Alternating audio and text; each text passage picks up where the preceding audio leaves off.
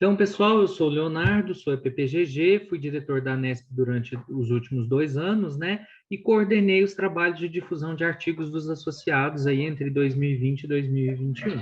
Né? A Anesp para os colegas que estão aqui que não são da carreira, a Associação Nacional dos Especialistas em Políticas Públicas e Gestão Governamental, que tem um trabalho de uma parte que é sindical, que é defesa da carreira, mas também tem um trabalho de promoção da profissionalização de políticas públicas, do debate sobre políticas públicas e promoção da carreira. E uma das estratégias que a gente utilizou foi fazer parceria com portais, a gente não tinha experiência com isso, mas a gente conseguiu, assim, publicar mais de 30 artigos, e aí a gente conseguiu ir refinando e acumulando as orientações disso, e é um pouco desse compilado que eu estou trazendo aqui para vocês hoje, tá? Então, nessa oficina, nós vamos passar por 9 pontos, então, que é como escolher um tema, como definir o escopo, como redigir o título do artigo, como redigir a linha fina, o que é uma linha fina também, como reconhecer quem é o seu leitor, como escrever estrategicamente, como evitar os principais erros, como escrever a sua mini biografia corretamente e como submeter o artigo. Então, todos os temas aqui estão na ordem do que você precisa fazer para poder escrever um artigo, tá bom? A primeira coisa vamos começar então, né? A primeira coisa que a gente precisa ter em mente são aspectos gerais dos artigos na internet. A primeira coisa é o seguinte: quem está na internet lê com pressa. Então, a primeira coisa é: os artigos são curtos, eles têm objetivos simples. Por que que isso é importante? Porque, assim, em muitos casos, as pessoas me mandam artigos de 4, 5 páginas. Eu posso até conseguir publicar isso, mas as pessoas não vão ler, tá? O ideal é um artigo de 1,5 páginas, no máximo 2 páginas, tá? Para a internet. E eles têm objetivos simples. Então, assim, eles não se confundem com dissertações de mestrado, com TCC, com nada disso. Então, assim, abrace a simplicidade e aceite a simplicidade. Eu me lembro de, às vezes, a gente receber demandas assim: eu tenho demanda para escrever um artigo sobre o tema tal. Aí a gente procurar uma pessoa que era uma pessoa super bacana, que está aqui na oficina, inclusive, e ela dizer assim: não, mas para escrever esse tema, só se eu envolver fulano, fulano, fulano, e se eu falar sobre isso, isso, isso e isso. E aí, no final, a coisa ficava tão, tão grande que não cabia em 2 páginas. Então, assim, abrace a simplicidade e aceite que você não vai abordar o tema com a complexidade completa que você gostaria. Segundo, elas têm um formato jornalístico acadêmico. O que significa isso? Que ele não é nem só jornalístico e nem acadêmico. O jornalístico, ele está noticiando um fato. Então, ele não vai fazer nenhuma análise acadêmica. E o acadêmico, ele também não é jornalístico. Então, ele vai fazer análises de relações causais entre variáveis. No texto que a gente publica sobre políticas públicas, você vai ficar no meio do caminho entre esses dois mundos. Então, você pode analisar um fato, mas você tem que jogar a luz da academia sobre esse fato, tá? Então, vamos dar um exemplo, né? Quando nós publicamos um texto sobre gênero, quando houve o escândalo do Robinho. Então, você parte do fato para aquilo que é acadêmico, que seria as relações de gênero. Então, você faz essa ponte, e ali você pode usar autores, você pode usar estatísticas, você pode usar várias coisas, mas é ali, no meio dos dois. Então, nem tanto ao céu, nem tanto à terra, tá? Outra coisa, que como eles são textos curtos, eles precisam simplificar informações complexas. Então, eu não vou fazer debate sobre autores num artigo curto, né? Então, vou pegar o próprio conceito de política pública. Há autores que enfatizam o consenso entre atores, outros que enfatizam a intervenção na realidade. Então, não faça esse debate, traz logo a definição que é a que interessa para você, tá? Então, não precisa trazer o histórico das coisas. Então, você vai falar, por exemplo, vamos falar, você vai falar do direito à assistência social. Você não precisa trazer todo o histórico de luta dos movimentos sociais dos anos 70, o histórico que tinha no Brasil Império, não precisa trazer o que está na Constituição, parte dali. Olha, há o direito à assistência social, ponto. sabe? Então, assim, não tenha medo em sacrificar coisas que você considera relevante em prol da objetividade do artigo, tá? A ideia é fornecer um aprendizado rápido. Se a pessoa quiser aprofundar, ela vai procurar outros instrumentos disponíveis na internet. Ela vai procurar um livro, um capítulo, uma dissertação de mestrado, mas o seu objetivo não é esse, ok? Agora nós vamos começar com a primeira parte da oficina, que é como escolher o tema. Vamos lá.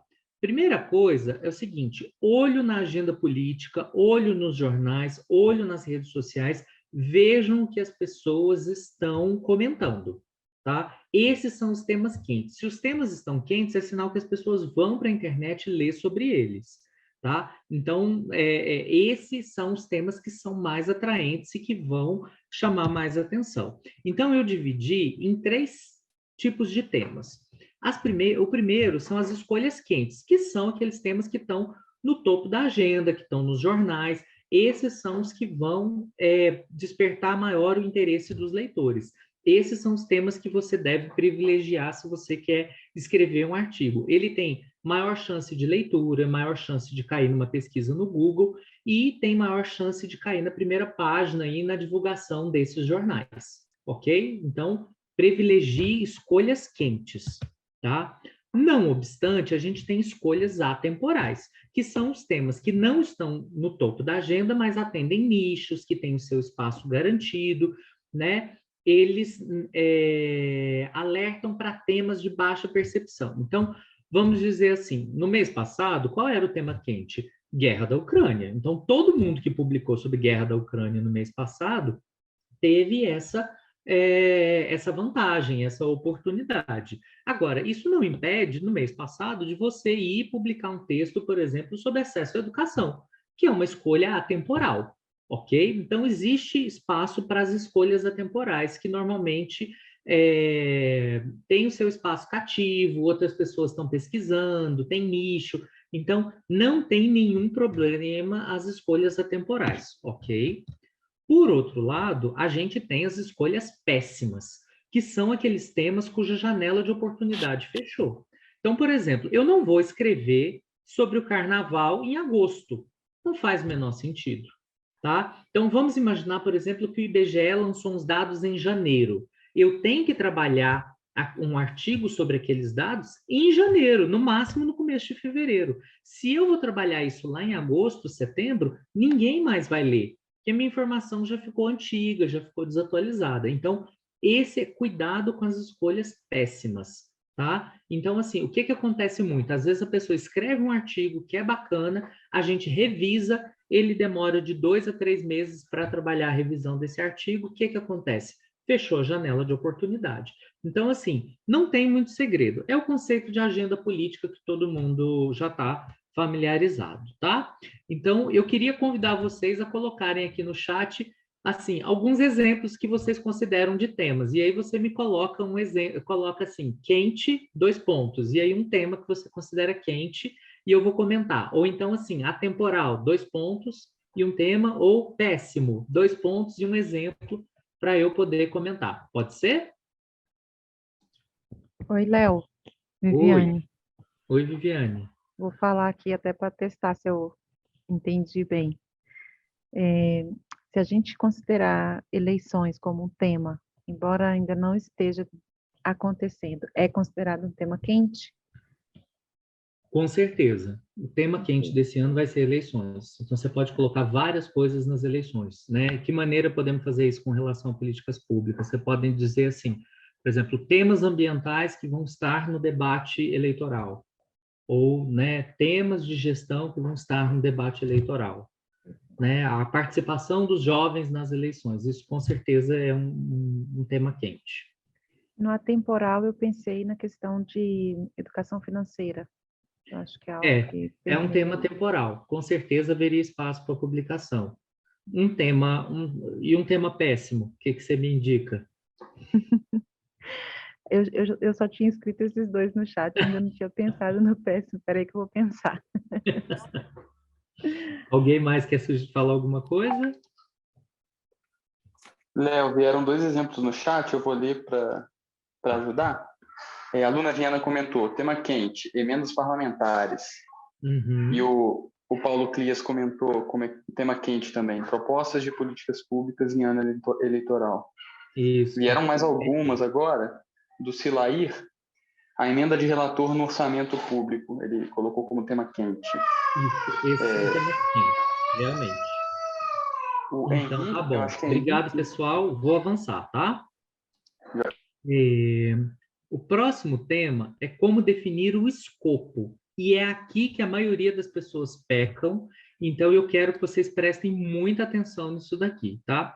Tão importante quanto definir o escopo é definir o não escopo. Então, quando você define o que você vai falar, desapega e libera sobre aquilo que você não vai falar. Defina os limites claros sobre o que você vai falar. Você não é obrigado a falar sobre tudo, entendeu? Então, vou dar um exemplo. Você pode tirar 10 lições de um evento político, mas você quer destacar 3. Então, você fala 3 lições do evento, ponto. Não significa que as outras, é porque você não tem espaço, não é prioridade, você não quer abordar, não tem problema, mas tão importante quanto definir o escopo é definir o não escopo. E acho que essa é a mensagem mais importante que eu trago aqui, porque é nisso que a maioria dos autores erra, tá? Então, priorize e não tem problema. Eu trouxe aqui para vocês um exemplo. Imagine que eu vou escrever um artigo sobre vantagens econômicas do teletrabalho para a administração pública. Então, eu listei as minhas vantagens econômicas. Eu escolhi 6. Aumento de produtividade, economia com gastos de manutenção, redução de viagens, redução de aluguel, atração e retenção de talentos e redução do absenteísmo. Eu escolhi 6. Pode ter mais de 6, não tem problema, mas eu escolhi 6 e o meu artigo vai falar dessas 6. Então, esse é o meu escopo. O que eu não vou trazer para o escopo? Primeiro, as vantagens não econômicas, as vantagens para o servidor, as desvantagens do teletrabalho para a administração, riscos de judicialização, desafios de integração de equipe, problemas de saúde, desafios de infraestrutura, resistências culturais. Vejam que quem aí entende um pouquinho de teletrabalho, quando a pessoa passou por esses temas aqui do escopo, rapidamente ela flertou com o não escopo na sua cabeça. Mas faça uma escolha. Inclusive, ao listar o não escopo, você tem sugestões de temas para os próximos artigos. Então, eu escrevi um artigo, um tema sobre vantagens econômicas do teletrabalho. Isso não impede que daqui a um mês eu escreva um sobre riscos do teletrabalho para o servidor. Não tem problema, tá? Agora, não traga tudo para o mesmo artigo. Você não vai conseguir esgotar, ok? Agora, eu trouxe para vocês uma ferramenta super legal chamada Answer the Public. Vocês conhecem? Eu preciso... eu vou mudar aqui o meu compartilhamento com vocês para aqui. Esse é um site na internet super bacana que traz o que as pessoas estão pesquisando e falando sobre determinados temas na internet, tá? Vocês já estão vendo a tela aqui, um robozinho dançando, uma tela preta, tá? Beleza. Sim. Então, como é que funciona? Você vai descobrir o que as pessoas estão falando sobre aqui. Então, a primeira coisa, a gente vem aqui, muda para Brasil. Isso aqui é uma ferramenta super útil, gente. Muda para Brasil. Vou mudar para português. Não impede de fazer essa pesquisa em inglês, dependendo do tema, né? E aqui a gente vai colocar um nome. Então, por exemplo, assim, eu já deixei aqui, por exemplo, rol taxativo, que foi um tema que estava quente no mês passado, mas que agora já morreu, porque estava tendo a discussão do rol taxativo das doenças cobertas pelos planos de saúde na OMS. Eu venho aqui e faço a busca. Pronto, ele demora um pouquinho, mas aí, ó, quando eu desço aqui, ele vai aparecer, ó, 22 questões que foram feitas sobre rol taxativo. Então, ó, tá com essa coisa aqui tampando, mas, ó, o que é o rol taxativo? Dispensa licitação, o que é agravo? Qual a diferença entre rol taxativo e exemplificativo? Ai, como é que eu faço para tirar isso daqui? Aí, Ó, o que significa rol taxativo? Tem as perguntas, o que elas estão fazendo aqui, ó. Quando, por quê, quem, como. Então, aqui, isso ajuda muito você a definir o escopo. Então, porque, inclusive, daqui você pode tirar até um título. Olha, qual a diferença entre o rol taxativo e o exemplificativo? Você já tem aqui um tema, tá? Aí, mais para baixo, tem também como as pesquisas estão sendo feitas, ó, tal, agravo de instrumento, planos de saúde, incapacitados, aqui, ó, direitos. Então, aqui, você vai passando aqui e você vê. Rol taxativo, você vê que ele é um tema razoavelmente fraco em termos de pesquisa. Por quê? Porque você tem aqui, ó, bem fraquinho, são poucas linhas. Quando você pega um tema quente, ele aparece uma ramificação, assim, tremenda, sabe? Se a gente fizesse aqui, ó, aí tem aqui comparações também, ó. Então, aqui, você depois vocês brinquem com essa ferramenta, ela é gratuita, tá? Brinquem com ela em relação aos seus temas, tá? Super compensa. Espero que vocês tenham gostado dessa, ela é bem legal, tá? Agora nós vamos falar sobre como redigir o título. Ao contrário do que o seu professor de ensino médio ensinava, eu prefiro que você redija o título antes de escrever o artigo, porque ele ajuda você a definir o que você vai e não vai fazer, tá? Então, eu prefiro que você escreva o artigo, porque aí você tem um objetivo que está definido pelo título, e depois você escreve o texto. Vamos lá. Então, a dica de ouro, eu tenho algumas técnicas aqui, mas a dica de ouro é, você tem que prender a atenção do leitor. E uma das maneiras mais fáceis de você prender a atenção do leitor é pela curiosidade. Você tem que despertar nele a necessidade da leitura. Ou seja, ele vai passar para o seu título e vai pensar assim, agora eu vou ter que ler. Eu tenho que ler esse artigo. Então, faça isso. Então, assim, não faça uma coisa que seja insossa ou que seja muito óbvia, que as pessoas não vão querer ler, tá?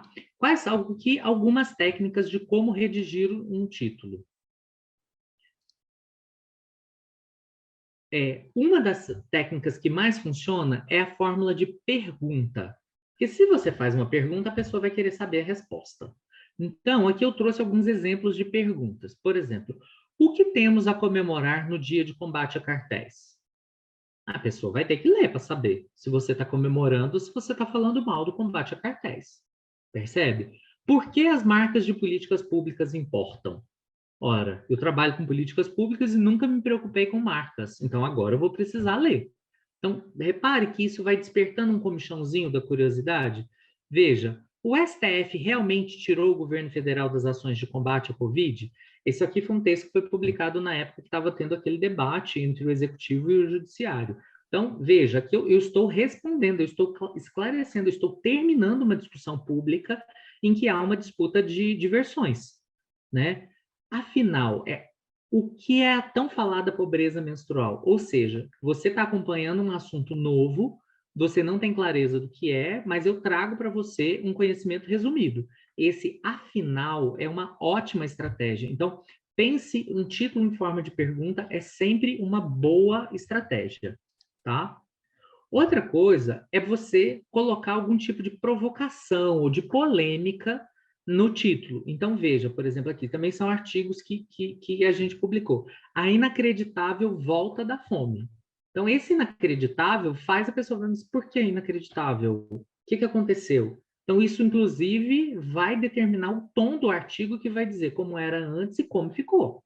Sabe? Olha, sem políticas públicas, o que será dos órfãos da Covid no Brasil? Sabe? Ele provoca, ele coloca em você um sentimento de provocação. O STF realmente, sabe? Então, olha, outro aqui que usa ônibus elétricos, sem barulho, sem fumaça e tão distantes. Então, eu estou colocando aqui, olha, é uma vantagem, mas ele não está presente. Então, eu coloco para você assim, existe uma tensão no campo da mobilidade urbana. Então, a pessoa vai ver isso daqui e vai pensar, mas por que eles são tão distantes? Então, já definiu o escopo do artigo. Por isso que eu sou fã, né, de produzir o título antes. Então, tem essas estratégias. Primeiro, pergunta. Segundo, polêmica, né? E... voltou. Peraí que eu vou avançar. E, por fim, a simplificação. Essa é uma estratégia que funciona muito. É você trazer um número e a palavra pontos para o título. Então, por exemplo, 5 pontos para entender o aprisionamento feminino no Brasil. Então, eu estou reduzindo um problema complexo, que é o aprisionamento, em 5 pontos. Pode ter 10? Pode ter 20? Pode, mas eu estou reduzindo para 5. 3 lições que podemos tirar da COP26. Ou então listas, essa daqui é para o CLIAS, hein? O que joga a favor e contra a economia brasileira em 2022? Sabe? Então, isso aqui é lista. Vocês reparem que o artigo vai ser estruturado em forma de lista. Ele não vai ser um artigo corrido. Ele vai ser um artigo estruturado em forma de tópicos. Ó, a agricultura urbana explicada em 12 questões. Percebe? Então, eu estou reduzindo problemas complexos para que a pessoa possa entender. E isso também atrai, porque a pessoa fala, opa, um artigo de 1,5 página que reduz para mim a COP26 interessa, mas eu não quero ler lá o balanço inteiro da COP, tá? Algumas escolhas ruins, alguns exemplos de escolhas ruins. Aqui, por exemplo, violência política contra as mulheres. Isso é um tema, isso não é um título. Então, não confunda título com tema, ok? 2, por exemplo, mulheres são minorias na arqueologia no sul do Amapá. Ora, você está escrevendo sobre um problema tão residual, uma coisa tão localizada, tão nichada, que as pessoas não vão ter interesse, sabe? Assim, sem demérito da importância das mulheres em qualquer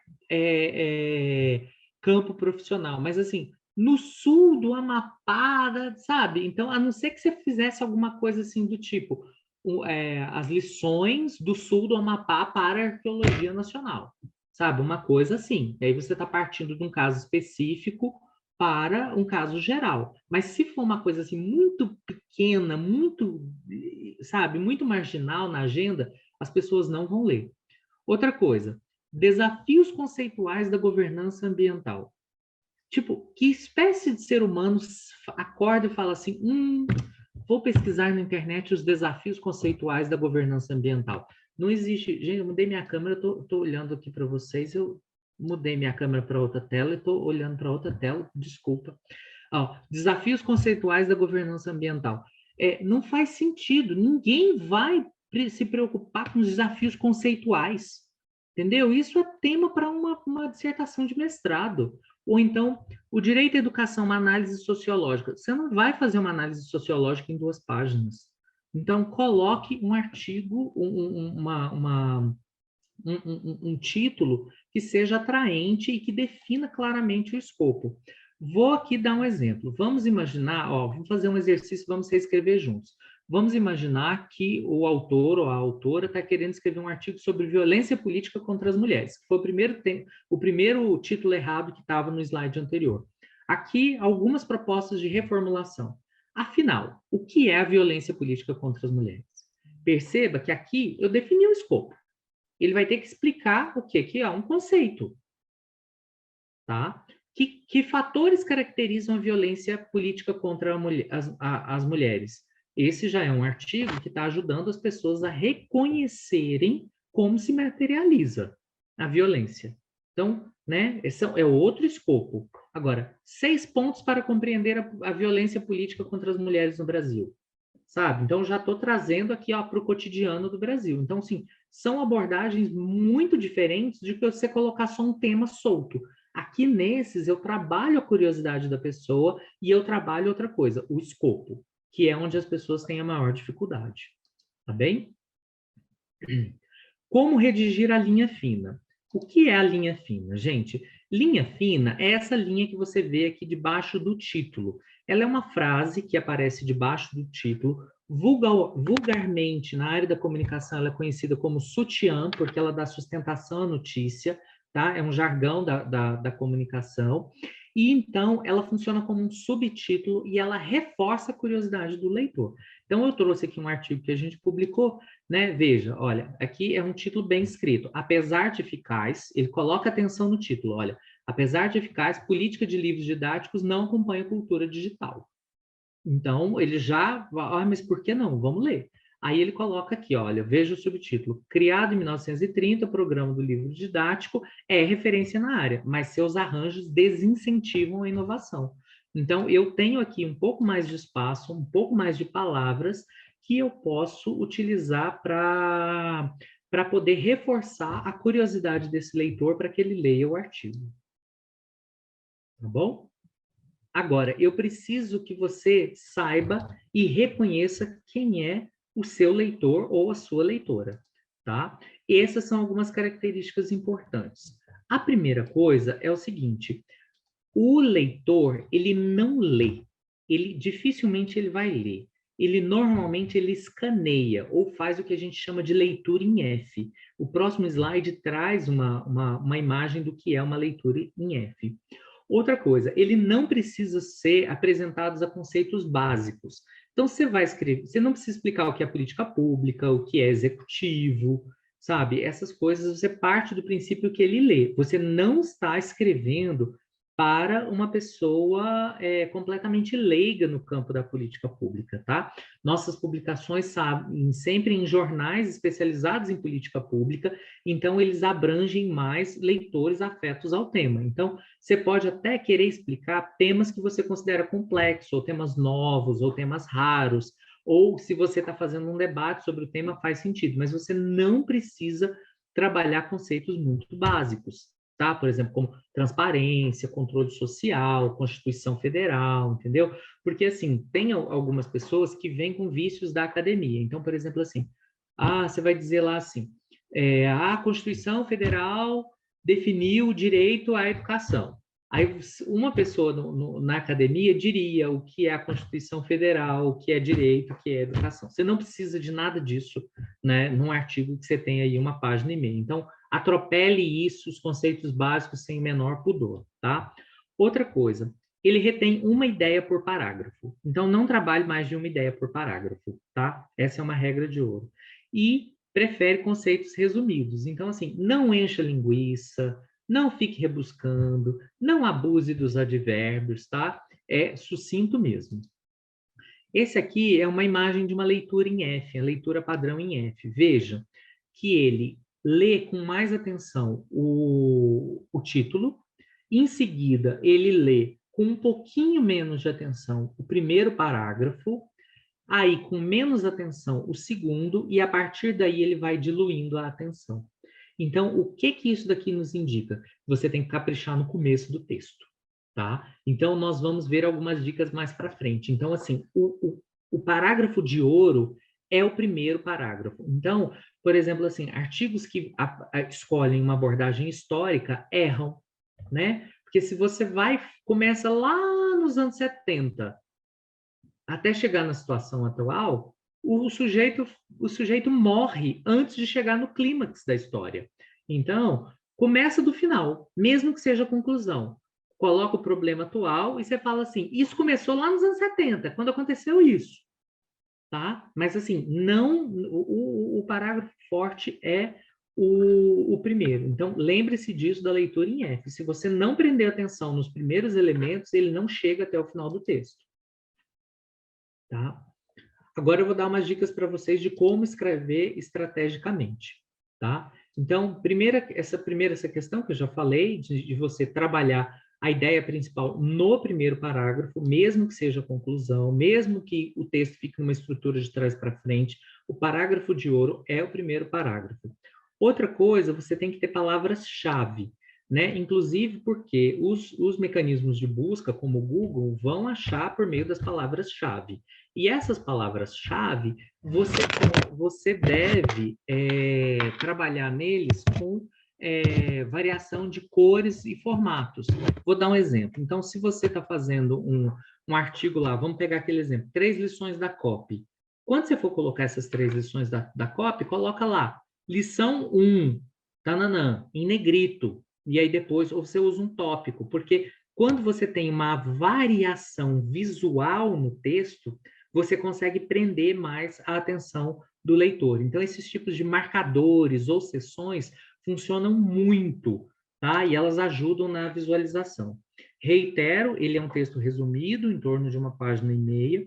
não utiliza bibliografia, não utiliza rodapé, mas hiperlinks, tá? Então, não precisa, esquece bibliografia, rodapé, sempre que vem eu apago, coloque sempre hiperlinks. Eu vou dar alguns exemplos mais para frente. Uma ideia por parágrafo, linguagem objetiva e tente se conectar com o leitor. Uma das estratégias legais que aconteceu num dos artigos, que passou pela Nesp, era uma pessoa que falava sobre educação e ela falava assim, João fez a faculdade com bolsa, mas não conseguiu emprego, e aí agora ele está frustrado porque ele trabalha assim, assim, assado. A autora usou uma empatia com alguém que está desempregado. Então, assim, o leitor, ele vai identificar aquela situação nele, ou nos amigos, ou na família. Então, também é um gancho interessante, tá?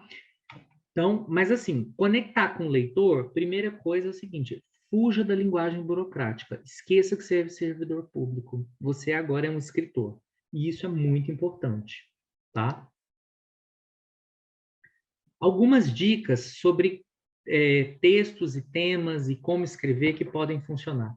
Primeira coisa, textos sobre inovações, sobre novidades, sobre coisas que estão acontecendo, sobre tendências, sobre experiências que vão vir para mudar o entendimento, sabe? Essas funcionam muito bem, tá? Então, por exemplo, assim, país que está pagando para as pessoas se vacinarem. Então, você pode trazer isso cola, isso é diferente, é inovador. Ou então, lançou uma tecnologia nova que vai reformular a política pública de energia. Isso é um tema legal, tá? Outra coisa, textos que desconstroem mitos ou crenças. Esse, por exemplo, assim, a reprovação é boa para o aluno, sabe? Esse tipo de coisa. Você pode trazer esse tipo de desconstrução. Textos que trazem a perspectiva do gestor, o que funciona e o que não funciona. Por quê? Porque eu costumo dizer o seguinte, assim, ninguém dá palpite no diagnóstico do médico, ninguém dá palpite na ponte do engenheiro, mas de política pública todo mundo acha que entende. Então, assim, as pessoas acham, não, você tem que obrigar o usuário do Bolsa Família a procurar emprego, você tem que proibir ele de comprar bebida açucarada com dinheiro da renda, começam a vir umas coisas assim, uns preconceitos, uns mitos, sabe? Então, assim, utilize texto para desconstruir mitos, sabe? Ou então, assim, isso funciona muito legal. Trabalhar com evidências, você dizer assim, olha, as políticas públicas normalmente vão nesse sentido, mas a pesquisa tal indicou no sentido contrário. Isso funciona muito bem. Aquilo que é disruptivo, que é diferente, aquilo que é uma aposta heterodoxa, funciona muito bem. Os temas que simplificam temas complexos, eu já falei, e textos que trazem novas abordagens de problemas antigos, sabe? Então, isso também funciona muito bem. Então, abusem e usem dessas. Há uma carência por esse tipo de novidade, tá? Então, esse tipo de novidade funciona muito bem. Tá. Quais são os principais erros e como evitá-los? Aqui, acho que essa é a seção mais divertida, tá? Bom, primeiro, plágio nunca, a gente não precisa se aprofundar sobre isso. Evite o formato de histórico ou ordem histórica, né? Aquele exemplo que eu falei, comece pela conclusão, para não obrigar a pessoa a ler tudo até chegar no clímax. O clímax tem que estar no começo, tá? Evite citações longas. Você nem precisa de citação. Se você for colocar uma citação, coloque uma citação objetiva, clara, sabe? Você não está fazendo um debate entre autores. E evitar, claro, o debate entre autores. Tá? Aqui, eu trouxe um exemplo para vocês. Evite rodapés e bibliografias. Vamos pegar esse exemplo aqui. Isso aqui, inclusive, é de um texto que eu publiquei. Veja, nas últimas décadas, desde a famosa reforma gerencial do Estado, capitaneada por Bresser Pereira na década de 90. É um texto que eu estou falando sobre cooperação na área de gestão. Eu não vou, então, assim, não faz parte do meu escopo apresentar a reforma gerencial e nem quem foi Bresser Pereira. Então, eu não vou abordar esses temas aqui. O que eu faço? Emite 2 links aqui. Se você não sabe o que foi a reforma gerencial e quem foi Bresser Pereira, você clica no link e vai abrir um outro texto em que você pode conhecer do que eu estou falando aqui. Tá vendo? Mas eu não atrapalhou meu texto eu pular a abordagem desses temas. Ok? Outra coisa, gente, isso aqui é uma coisa super divertida, mas que acontece muito. Esquemas começam no canto superior esquerdo e terminam no canto inferior direito.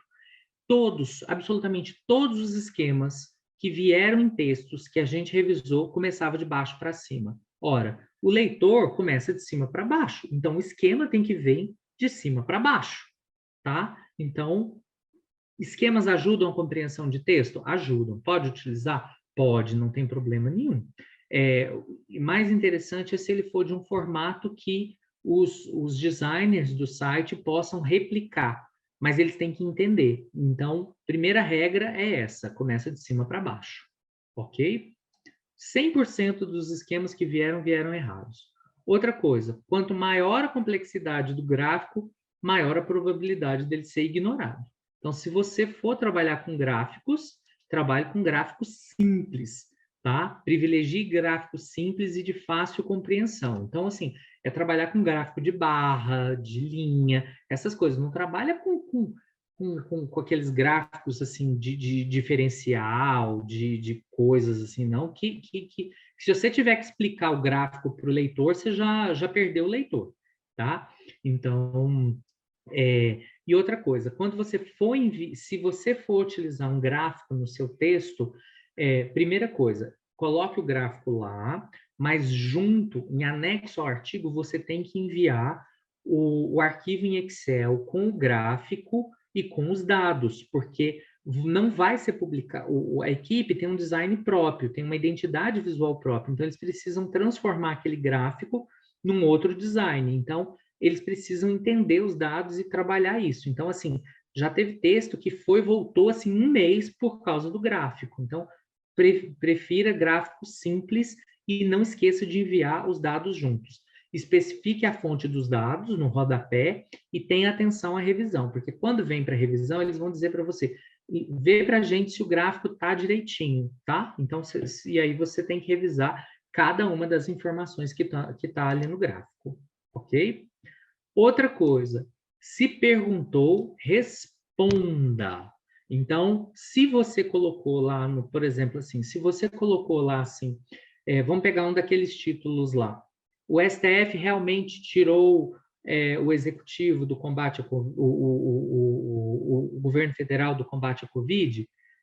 Se você fez essa pergunta, você tem que dizer claramente sim ou não, sabe? Você não tem que fazer um debate de maneira que o leitor entenda a resposta. Responda de maneira objetiva, sabe? Por que marcas de políticas públicas importam? Elas importam porque elas alteram seu resultado. Então, se perguntou, responda. Isso vale tanto para o título quanto para coisas que estão no texto. Se você disse assim, por que o governo tomou a decisão tal? Tomou por causa disso, disso e disso, tá? Então, se perguntou, responda. É impreterível que tenha resposta. A resposta precisa estar clara no texto. Você não pode partir do princípio que o leitor vai compreender por meio da leitura, tá? E outra coisa, isso aqui também, muito texto devolvido por causa disso. Sua conclusão jamais poderá ser igual à pergunta. Então, por exemplo, assim, você fala lá que precisa discutir pobreza menstrual, tá? E aí você, no final, qual que é a sua conclusão? Que precisa discutir a pobreza menstrual? Não. Se você já falou que precisa debater, no final você tem que concluir alguma coisa prática, você tem que indicar experiências, indicar políticas públicas, entendeu? Então você não pode dizer assim, eu me lembro uma vez que eu trabalhava no Ministério, a gente contratou um pesquisador para ele fazer uma análise das demandas de cooperação internacional que o Ministério recebia. Ele olha os dados, escreve lá 30 páginas e a conclusão dele é que precisa estudar os dados para concluir qual é o perfil das demandas de cooperação internacional que o Ministério recebe. Ou seja, ele concluiu exatamente a pergunta. Então, isso assim, ficou num círculo ali, né? Então, evite esse tipo de situação. Tá? Já estamos chegando no finalzinho. Outra coisa, se você for utilizar qualquer imagem privilegie imagens que você tenha tirado, tá? Ou então você deixa que o site escolha, tá? Os sites são muito cautelosos com o direito autoral e o direito de imagem. Para quem não está familiarizado, o direito autoral é o do dono da foto e o direito de imagem é da pessoa que aparece na foto. Então, na dúvida, não mande, a não ser que seja assim. É muito importante que seja essa foto e você tenha cuidado que se aparece pessoa, entendeu? Se for paisagem, prédio, escola, essas coisas não tem problema não, tá? Mas assim, se você mandar alguma imagem, eles vão necessariamente perguntar de quem é a foto, quem é essa pessoa, cadê o direito, entendeu? Eles vão perguntar e com isso você pode perder alguns dias aí na sua publicação, ok? Outra coisa, seja ágil na revisão. Em alguns casos, ano passado, quando eu estava na Anesp, eu mesmo fazia revisão, né, para não ter que passar para o autor, porque às vezes chegavam alterações assim de digitação, né, uma letra maiúscula para uma letra minúscula, uma vírgula, eu fazia diretamente, só quando vinha alguma coisa substantiva que eu passava para o autor exatamente para ganhar tempo, tá? Então, se você recebeu aí um e-mail, uma mensagem, por favor, priorize isso e faça isso quanto antes, porque se você demorar, você inclusive atrapalha a agenda do site e atrapalha a relação com a Nesp. Então, tenha isso em mente, tá? Na maioria das vezes, por favor, aceite as sugestões. Eles, assim, eu vou dizer assim, de 2.000 correções que eles fizeram, 2, talvez a gente tivesse argumentos para não acolher, sabe? E aí o que isso encaminhou numa linha de dizer a gente ter que reescrever o trecho para tornar ele claro e as pessoas entenderem por que ele era importante, tá? E essas correções são sempre feitas no Google Docs. Então, aprenda a trabalhar com Google Docs, quem não sabe trabalhar, porque a maioria das correções são sempre lá. Então, tem pessoas que às vezes não sabem inserir link ou não sabem fazer o controle de alterações, as sugestões. Então, comece a incorporar o Google Docs na sua vida, tá bem? Outra coisa, fuja do estilo nota técnica, tá? Aquela linguagem dura, burocrática. Nossa, já teve texto assim da gente devolver 2, 3 vezes para a pessoa dizer desarma, você está conversando com outra pessoa, é diferente, sabe? Ou então havia uns textos assim, de acordo com o parecer tal, da Câmara tal, em reunião realizada no dia tal, tipo, esquece isso, sabe? Ninguém está interessado nesse tipo de detalhe. Você não está escrevendo nota técnica, tá? Então, lembre-se que você é um autor. Pense que você está escrevendo, por exemplo, para um estudante universitário, tá? Para um estudante de ciência política. Esse é um bom modelo mental para você se lembrar na hora de você escrever, tá?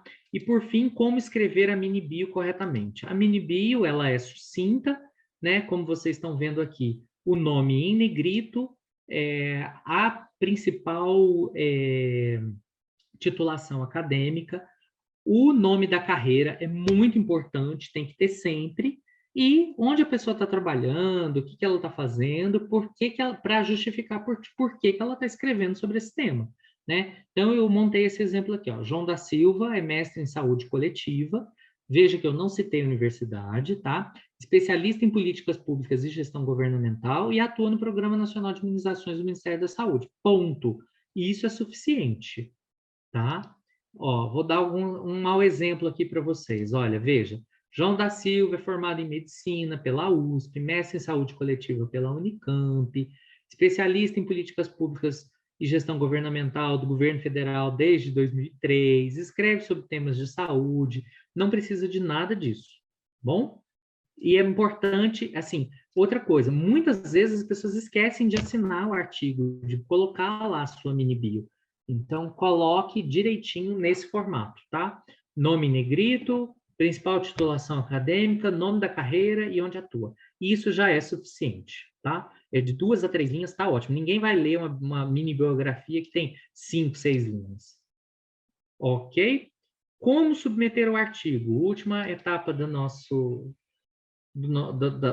oficina, né? Assim, a gente tem alguns colegas aqui que são de outras carreiras, aí eles acessam diretamente os sites, Mas para quem for utilizar a parceria da Anesp, basta enviar o artigo inédito, aí com entre 5 a 6 mil caracteres, isso dá em torno de uma página e meia, um pouquinho mais, tá? Mas dá menos de 2.